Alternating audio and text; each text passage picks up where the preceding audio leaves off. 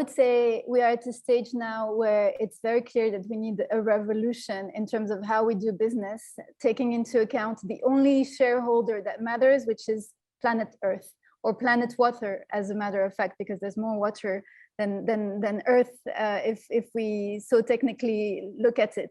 And we all need water. And at this point, if we go with a business mindset, with very clear objectives, with KPIs, with everyone ready to kind of hit those objectives and this performance, then we restructure fundamentally the aid development industry, the transparency that goes with it, so that we can privilege and emphasize and amplify the projects that do make sense and discard those that do not make sense, and find ways, positive nudges and incentives, but also negative nudges and things to remove from the way those that are dramatically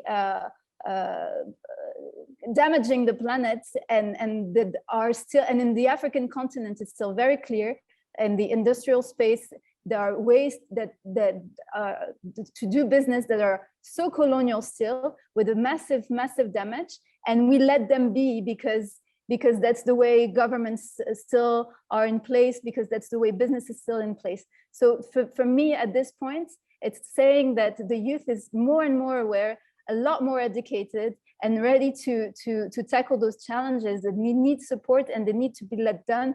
This revolution of the way we do business in a super competent manner. You know, I'd say there's one action from a business leader from the global north that I've seen in the last few weeks that actually really inspired me. His name is Yvon Chouinard, and he's the head of Patagonia. And he's decided to dedicate his entire legacy to planet Earth. All the money that he's made in his career is going to a fund that is going to be dedicated to climate action projects.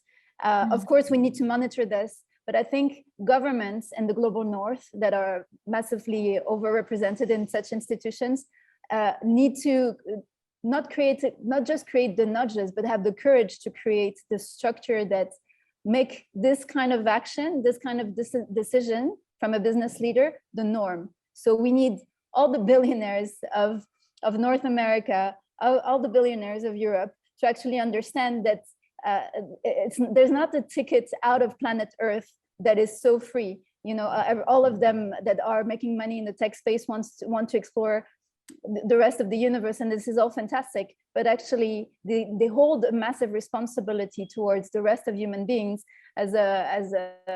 on so many levels. So we need governments to have the courage to do that. In the US, it's crazy that most of the rich people can manage to get out of the taxation. We need a taxation system. We need a strong one that makes it so that it's not seen as going back to USSR, but actually creating a better and more intelligent capitalism or system of creating value that goes in the right direction and feeds the needs of human beings and the rest of the planet. So we need that courage from business leaders from the rest of the world.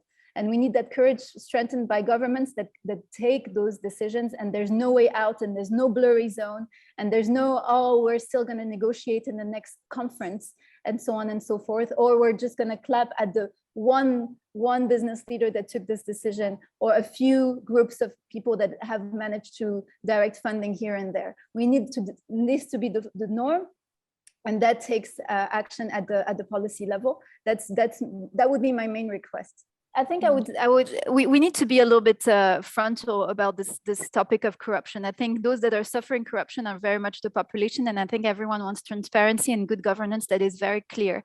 And I think business leaders and public leaders from the West, from the North, equally, when they say, oh, we're reluctant to do more, etc., because we don't have the right counterparts and so on.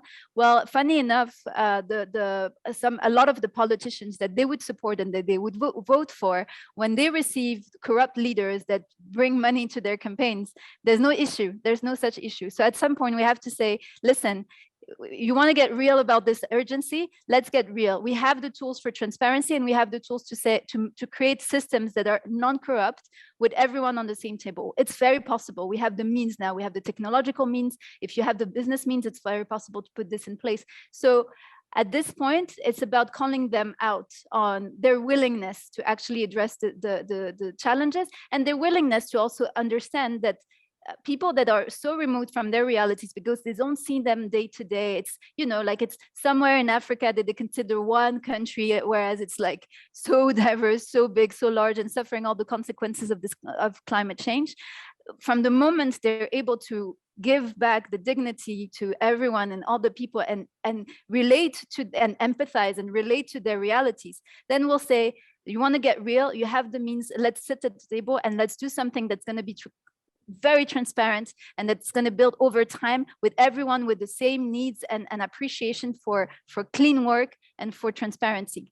I think it's about that. I think it's about courage, and it's about bringing people on the table when they are so reluctant to do it.